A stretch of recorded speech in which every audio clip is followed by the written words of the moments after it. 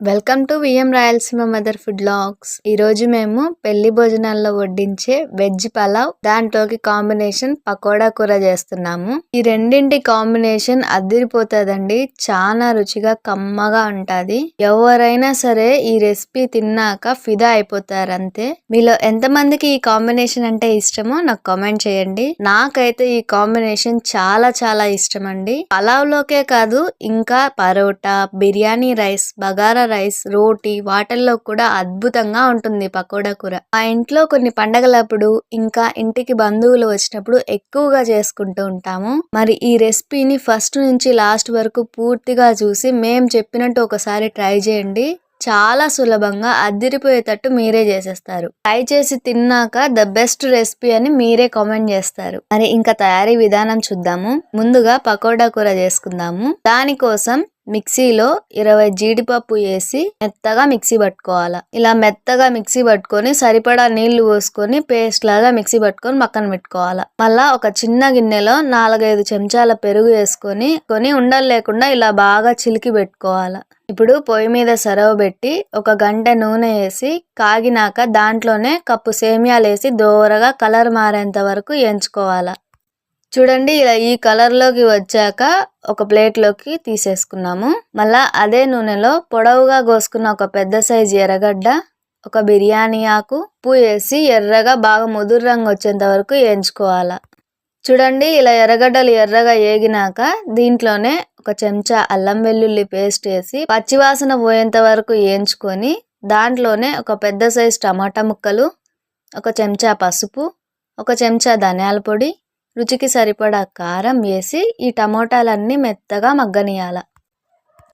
ఇలా ఈ టమోటాలు మెత్తగా మగ్గినాక సరిపోయినన్ని నీళ్లు పోసి కలబెట్టుకొని ఉడకనియాల. ఇప్పుడు ఇంకో పొయ్యి మీద ఒక మందపాటి సరవ ఎసురుకి నీళ్లు పెట్టుకొని దాంట్లోనే 1 చెంచా అల్లం వెల్లుల్లి పేస్ట్, బిర్యానీ ఆకు, స్టార్ పువ్వు, జాపత్రి రవ్వంత, దాల్చిన చెక్క, 2 యాలకులు, రవ్వంత రాతి పువ్వు, 2 లవంగాలు, 2 చెంచాల నూనె, రుచికి సరిపడా ఉప్పు, నిమ్మరసం, సన్నగా కోసుకున్న బీన్స్, క్యారెట్, రవ్వంత పుదీనా, కొత్తిమీర వేసి అన్నీ కలిసేలా కలబెట్టుకొని మూత పెట్టి బాగా ఉడకనియాలి. చూడండి, కూర ఇలా ఉడికేటప్పుడు దాంట్లోనే మిక్సీ పట్టుకున్న జీడిపప్పు పేస్ట్, చిలికిన పెరుగు వేసి బాగా కలబెట్టుకొని చిక్కబడనియాలి. ఒక 2-3 నిమిషాలకి ఎసరు బాగా ఉడికిందండి. ఈ ఎసరు ఉడుకుతుంటే వాసనకి ఇల్లంతా గుమగుమలాడిపోతుందండి. ఎంత బాగుందో సువాసన. ఇప్పుడు దీంట్లోనే 1 గంట ముందు నానబెట్టుకున్న 2 గ్లాసుల బాస్మతి బియ్యం వేసుకొని ఉడకనియాలి. గుర్తుపెట్టుకోవాల్సిన విషయం ఏంటంటే ఈ బియ్యము 80% మాత్రమే ఉడకాలండి. లేదంటే పలావ్ దమ్ చేశాక మరీ మెత్తగా అయిపోయి రుచి ఉండదు. ఇప్పుడైనా ఏ పలావ్లో అయినా, బిర్యానీ రైస్ అయినా, కలర్ రైస్ అయినా ఇలా పొడి పొడిగా ఉంటేనే చాలా రుచిగా ఉంటుందండి. మెత్తగా అయిపోతే అంత రుచి అనిపించదు. చూడండి, అన్నం ఇలా ఉడికేటప్పుడు ముందుగా వేయించుకున్న సేమియాలు వేసుకొని కలబెట్టుకోవాలా. ఇలా రోని సేమియాలు ఖచ్చితంగా వేయించుకొని పలావ్లో వేసుకుంటే ఈ పలావ్ రుచి ఇంకా బాగుంటుందండి. చూడండి, ఒక 10 నిమిషాలకి అన్నం ఇలా ఉడికిపోతుంది. ఈ స్టేజ్ లోనే ఈ అన్నం ఒక బొక్కల గిన్నెలో వేసి నీళ్ళన్నీ పోయేంత వరకు వడబోసుకొని పక్కన పెట్టుకోవాలి. ఇప్పుడు సెరవలో 1 గంట నూనె, 2 గంటల నెయ్యి వేసి కాగినాక పొడవుగా కోసుకున్న ఎర్రగడ్డలు వేసి ఎర్రగా వేయించుకోవాలి. చూడండి, ఎర్రగడ్డలు ఇలా ఎర్రగా వేగినాక దీంట్లోనే పొడవుగా కోసుకున్న టమాటా ముక్కలు, క్యాప్సికం ముక్కలు, కొత్తిమీర, రవ్వంత ఫుడ్ కలర్, రుచికి సరిపోయమైన కారం వేసి రవ్వంచేపు వేయించుకొని దాంట్లోనే 80% ఉడకబెట్టుకున్న అన్నాన్ని వేసి సమానంగా అనుకొని మూత పెట్టి ఒక 15 నిమిషాలు సన్న మంట మీద దమ్ చేసుకోవాలి. కూర చూడండి బాగా చిక్కబడింది. దీంట్లోనే ముందుగా తయారు చేసి పెట్టుకున్న గట్టి పకోడా వేసి ఈ మసాలా అంతా పకోడీకి బాగా పట్టేలా కలబెట్టుకొని ఒక 10 నిమిషాలు ఉడకనియాల. ఈ గట్టి పకోడా మేము ముందుగానే తయారు చేసి పెట్టుకున్నామండి. ఈ గట్టి పకోడీ ఎలా చేసుకోవాలో తయారీ విధానం ముందు వీడియోస్ లో పెట్టాము.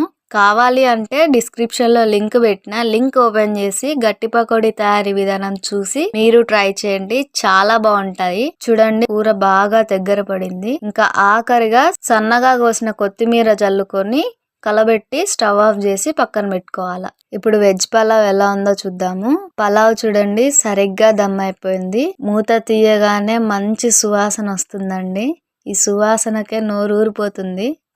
ఇంకా పొయ్యి ఆపేసి అడుగున మసాలా అంతా పలావ్కి పట్టేలా బాగా కలబెట్టుకోవాలా. చూడండి లోపల వెజిటేబుల్స్ అన్ని బాగా కుక్ అయిపోయినాయి. ఇలా బాగా అన్ని కలిసేలా కలుపుకొని ఒక ప్లేట్ లో సర్వ్ చేసినాము. వేడి వేడిగా ఈ వెజ్ పలావ్ లో పకోడీ కూర కలుపుకొని తింటంటే అక్కడక్కడ సేమియాలు వెజిటేబుల్స్ పంటికి తగులుతూ చాలా అంటే చాలా కమ్మగా ఉందండి. మనం ఇంట్లో ఎప్పుడైనా గట్టి పకోడీ తినాలనిపించి చేసుకున్నప్పుడు అలా చేసుకోగా మిగిలిన వాటితో ఇలా పకోడా కూర ఒకసారి చేసుకొని చూడండి, చాలా కమ్మగా ఉంటది. ఈ పలావ్ లోకి నాన్ వెజ్ కూర చేసుకోవాల్సిన అవసరం లేదండి. ఇలా పకోడా కూర చేసుకొని తింటే నాన్ వెజ్ కూర కన్నా దీన్నే ఎక్కువగా ఇష్టపడతారు. అంత బాగుంటది. ఇలా సులభంగా ఇంట్లో ఉన్న వెజిటేబుల్స్ తో ఎంతో రుచికరమైన వెజ్ పలావ్ చేసుకోవచ్చు.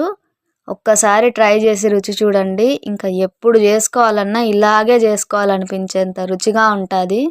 మీకోసం ఎన్నో రకాల రాయలసీమ వంటలు చేసి పెడతాను అత్తమ్మ. ఇంకా కొత్త కొత్తగా ఆలోచించి వ్యూస్ పెరగాలని రోజు మీకోసం వంటలు పెడతాన్నారు. మా అత్తమ్మ చేసే వంటలు ఒకసారి చేసుకుంటే ఎవరైనా ఇంకా ఇలానే చేసుకోవాలనుకుంటారండి. అంత నచ్చుతాయి. ఎవరికైనా చాలా బాగా నచ్చుతాయండి. మమ్మల్ని సపోర్ట్ చేసి వ్యూస్ పెంచుతారని ఆశిస్తూ మరిన్ని రాయలసీమ వంటలతో మీ ముందుకు వస్తాము.